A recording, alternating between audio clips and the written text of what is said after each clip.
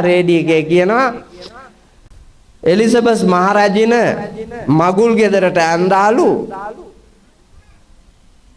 හාහා පුරා කියලා උන්දා සුදු සාරියක්. ඊට පස්සෙලු ලෝකෙම ගෑනු මගුල් ගෙදරට ඒ සුදු සාරිය අඳින්න පුරුදු වුණේ. නැත්තම් ඇන්දේ ගෙදර තමන්ට කියලා තියෙන හොඳම ඇඳුමලු මගුල් ගෙදර දාට. ආයකට වෙනමම සූදානමක් ලෑස්තියක් නැහැ. ගවුම නම් ඒ ගවුම ඇඳගත්තා මිනිහත් එක්ක ගියා. මිනිහට තිබ්බේ සරමයි කරේ දාන තුවායයි නම් සරම ඇඳගත්තා තුවාය කරේ දාගත්තා ආවා එක්කගෙන ගියා. දැන් කඩවල් ගානේ ඇවිදලා ලක්ෂ ගානක සල්ලි බැඳලා රෙදි අරගෙන ඒ රෙදිත් වෙන එකෙක් ගෙන්නලා ඇඳගෙන රෙද්ද ඇඳ ගන්න දන්නෙත් නැහනේ ගත්තට ඩෙනිම ඇඳලා ගියපු එක කී දන්නවද සාරිය අඳින්න ඔසරිය අඳින්න නෑ පාරේ බැස්සෙම ඩෙනිම ගැරන්ඩියා බිත්තර ගිල්ලා වාගේ කෑලි කෑලි එළියට පැනලා කොහොම ඇඳද මන්දා ග්‍රීස් ගාලා බහැලාද කොහෙද ලැජ්ජ බය තියෙන්න එපා ඈ කොච්චර ගෞරවණීයද ඇඟට පහසුවට ලස්සනට මේ බොලට හැතෙක් සොඳුරු ඇඳුමක් ඇඳාන බාණ්ඩකු ගෑනු දැරිවියක් ළමා සාරිය ඇඳලා එනකොට තියෙන අභිමානවත් ලාලිත්‍ය එහෙම ළමේ කෙනෙකුට කොල්ල උසුළු විසුළු කරයිද කරන්නේ අර ඇඳුමෙන් ළමයාට වෙනම රැකවරණයක් දෙනවා ආරක්ෂාවක් දෙනවා ගෞරවයක් දෙනවා ඒව නෑ හෙළුවේ යනකොට ඉතින් ඕනෑම එකෙක් උසුළු විසුළු කරනවා ඇඳුම ඇඳට නිර්වත එළියනේ නිර්වත එළිය ඔබ හිතන්නේ නැතිකම මේ පාපය දූෂණය වෙන්නේ ගැහණියක් පිරිමියෙක් නෙවෙයි ඒකනේ ස්ත්‍රී දූෂණය කියලා නීතියක් තියෙන්නේ නීති පොතේ පුරුෂ දූෂණය නැහැ ස්ත්‍රී දූෂණයට දඬුවම් තමයි නීති පොතේ තියෙන්නේ පුරුෂ දූෂණය කියලා එකක් ඒකට ඇතුළත් කරලා නැහැ පිරිමියාව දූෂණය කරන්න බෑ ස්ත්‍රියව දූෂණය කරන්න පුළුවන් ඒ නිසා රැකවරණය ලබාගත යුත්තේ තමන් ඒකට තමන් එක අත්තාහි අත්තනෝ නාතෝ කෝහි නාතෝ පරෝසියා තමන්ට තමන්ගේ පිහිට හැර අන් සරණක් නැහැ කියලා තමන්ව රැක ගන්න ඕනේ ආරක්ෂා කර ගන්න ඕනේ ඊට අමතරව ඔබට ආදරය කරන යමෙක් ඉන්නවා නම් ඒගොල්ලොන්ගෙන් ආරක්ෂාව ලැබෙයි ඒක ලැබුණත් නැතත් මම රැක ගත්තා නම් මගේ ලෝකය ඒක මටයි ඒ හින්දා පින් සිතින් ඔබ මේ කෙලෙස් බර ලෝකයේ ආදීනව දැක මෙලවදී විඳින්නත් නැවත නැවත විඳින්නත් ප්‍රාර්ථනා කිරීමයි කාම තණ්හා භව තණ්හා කියලා කියන්නේ විභව තණ්හා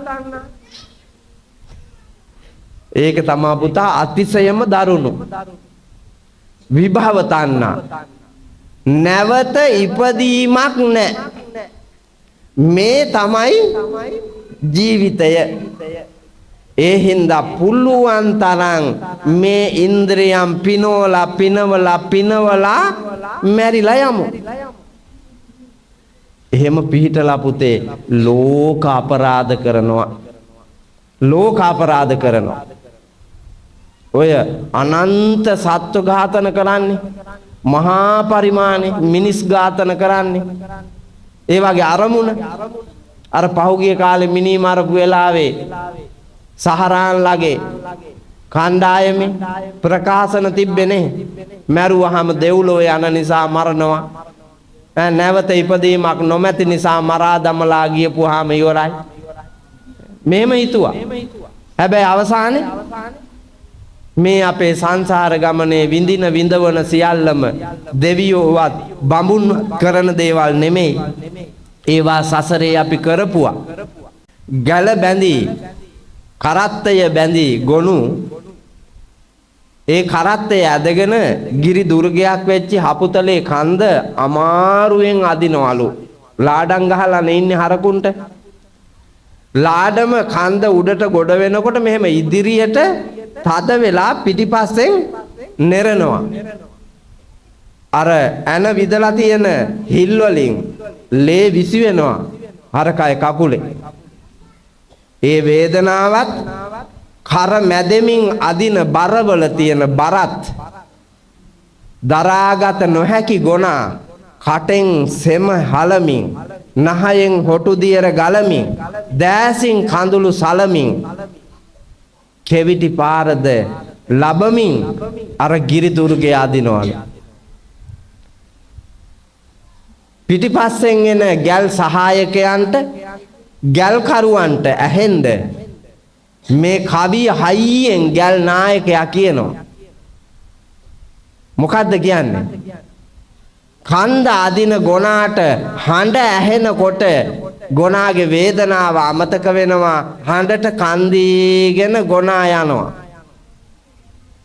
වේදනාව ගැන හිතන්නේ හඬට රැවටිලා ඒ හඬත් එක්ක ගොනා යනවා. ඉන්න තැන අමතක වෙනවා. දැන් මේ ළමයිට වෙලා තියෙන්නේ මේ මම පීකරෙන් මේක කිව්වට ඒ ළමයින්ට අවධානය වැටෙන්නේ නැහැ. මේ කිය සද්දෙන් ඇහෙනවනේ ඉතින්. ඒගොල්ලෝ වෙන කතාවක ඉන්නේ. ඒ 3-4 දෙනා. අර ගොනාටත් එහෙම තමයි වෙන්නේ. මේ ගොන්ට වෙන වැඩේම. මෙච්චර ශබ්ද විකාශන යන්ත්‍රයක හඬ ඇහෙද්දි ඒක ඇහෙන්නේ මේ ළමයිට. ළමයි වෙන කතාවක. පන්ති කාමරේ ගුරුවරයා නිකන් උගන්වන වෙලාවට ශබ්ද විකාශන නැහනේ. නිකන් උගන්වන වෙලාවට මෙවුන්ට කොහොම ඇහෙනවද? හොඳටම නැහනේ. අවුරුදු 10ක් 12ක් ඉස්කෝලේ ඇරිලා බලනකොට ගොම්බස් එක් වාගේ එකෙක් ඉන්නවා. දෑතේ දෙපයේ වැඩක් දන්නේ නැහැ, හස්ත කර්මාන්තයක් දන්නේ නැහැ. අම්මා වඳුරන්නේ නැහැ, තාත්තා වඳුරන්නේ නැහැ, රටේ පවතින නීති අඳුරන්නේ නැහැ, සදාචාරය අඳුරන්නේ නැහැ, ආගම දහම දන්නේ නැහැ. ගමක් රටක් වඳුරන්නේ නැහැ. අඩුම තරමේ පාරකවත් යන්න දන්නේ නැහනේ. බලන්නකො බයිසිකලයක් ගත්තාම කොල්ලෝ යන විදිය. මේ සැරේ අවුරුද්දට මැරිලා තියෙනවා 100 ගාණක්. හැප්පිලා හප්පලා කපාගෙන කොටාගෙන ගහගෙන. අනික් අනතුරුත් එක්කන් ඔක්කොම බැලුවොත් 1000 ගාණක්. 2024 28000ක්. අවුරුද්දේ අපරාධ සංඛ්‍යාව. මේ අවුරුද්දෙත් එහෙම. ඉතින් පුතේ අපි එක තැන පල් වෙමින් ලගිමින් යන පරාජිත ගමනක් නෙමේ තියෙන්නේ. ඒකෙන් අත මිදෙන්නේ නැතුව දුක නැති කරන්නේ කොහොමද? ඒකෙන් අත මිදෙන්න නම් මේ කාම ලෝකයට එක්කන් තියෙන තද බැඳීම් නවත්ත ගන්න ඕනේ. කාමයේ තියෙන ආදීනවයන්නේ පුතේ ඔය වේගෙන් බයිසිකලේ යන්නේ හිත පිනවන්න. එහෙම නැත්නම් ඇඟ පිනවන්න නෙමෙයිනේ. හිත කියනවා වේගෙන් පල. එතකොට දෙපැත්තේ උන් පුදුමෙන් බලාගෙන ඉන්නවා. එතකොට මට අභිමානයක් එහෙම ගොම් වාක්‍යයක් හිත ඇතුලේ දුවනවා පුතා. හිත ඇතුලේ දුවනවා. ඒ දුවන්න මේක බයිසිකලේ ඇස්ලරේටරේ අල්ලනවා. අවසානයේ ගිහිල්ලා ලයිට් කනුවට ඉහ තියනකොට තමයි දන්නේ මං කෙරුවේ ගොම් වැඩක් කියලා. පෙරදිලානේ. මට කුරුණෑගල ඉස්පිරිතාලෙන් දරු පැටියෙක් හම්බුණා. අම්මයි අප්පච්චි දැක්කාම දුක හිතුණා. මම බලාන හිටියාම ඇඳත් අල්ලු කරගෙන මංගාවට ආවා. කොල්ලට ලාමක වයසේදී බයිසිකලයක් අරන් දීලා. ගියපු වේගෙට ඔය මං කියපු දේ වුණා. ඒ වෙලාවේ කොල්ලා විසි වෙලා ගිහිල්ලා කානුවේ වැදිලා සුසුන්නාම මෙතනින් කැඩුනා. මේ බෙල්ලට පල්ලෙහායි. දැන් ඔළුව විතරක් වැඩ කරනවා. අවුරුදු ගානක් අර ඇඳේ තියාගෙන අම්මයි තාත්තයි යඬනවා. ඔබ හැම දිනාටම ඕකමයි වෙන්නේ. හදපු දරුවෝ දිහා බලාගෙන අඬන්න විලාප කියන්න ලැජ්ජ විඳින්න වෙන්නේ හදපු විදිහේ වැරද්දට. දැන් අපිව හදාපු අම්මා, අපිව හදාපු තාත්තා ලෝකය දිහා බලබලා අපි දිහා බලබලා 100,000 වාරයක් හදවතෙන් ප්‍රීතිමත් වෙනවා. මිනිස්සු ඉදිරියේ ගෞරවය අභිමානය ලබනවා. දැන් මගේ පන්සලේ ඔය මෛත්‍රිය ධාතු මන්දිරේ පිළිමේ විවෘත කරන එකට මිනිස්සු 10 ගාණක් එනවනේ. මං 7000කට 8000කට ලෑස්ති වෙලා තමයි ඉන්නේ. ඒ එන 7-8000ම මගේ අම්මට වඳිනවනේ. මගේ අම්මට වඳිනවා. මම වෙනුවෙන්. නැත්තම් ඔය ලංකාවේ 4 දිබ්බාගේ උන් ඇවිල්ලා අපේ අම්මට වඳියිද? වඳින්නේ නැහනේ. දැන් බලපියකො තොපේ අම්මට වඳිනවද කියලා. ඈ? තොපේ අම්මට වඳින්නේ නැහැ. උඹේ අම්මට උඹවත් වැන්දාද? ඔහොම මම බලපන් අද දවසට උඹේ අම්මට වැන්දාද කියලා. නෑනේ. ඇත්ත කතාව නෑනේ. අම්මලා හිතලා බලන්නකො අද උදේ ඉඳලා කී දෙනෙක් අම්මලාට දන ගහලා වැන්දාද කියලා. දරුවෝ හැදුවා, දරුවන්ගේ දරුවෝ හැදුවා, දෙමුණු පුරොත් හැදුවා. අපේ අම්මට ඉන්නවා පරම්පරා 3ක්ද 4ක්ද පොලිමට. ආයි මරණාධාර සමිතියක් ඕනේ නැහැ. 100 ගාණක් ඉන්නවා. 100 ගාණක් ඉන්නවා. මිනි අරන් යන්නේ වුණුත් ඉන්නවා, බත්තු යන්නේ වුණුත් ඉන්නවා, සංග්‍රහ කරන්නේ වුණුත් ඉන්නවා, පාර සරසන්නේ වුණුත් ඉන්නවා, තනියට බුදියන්නේ වුණුත් ඉන්නවා. ඒ හින්දා අය සමිතිය ඕනේද? සමිතිය ඕනේ නැහැ. පාන්සකූල්ට මං ඉන්නවා. මොකක්වත් ඕනේ නැහැ. බලන්නකො පිරිපුන් සංස්කෘතියක බලය.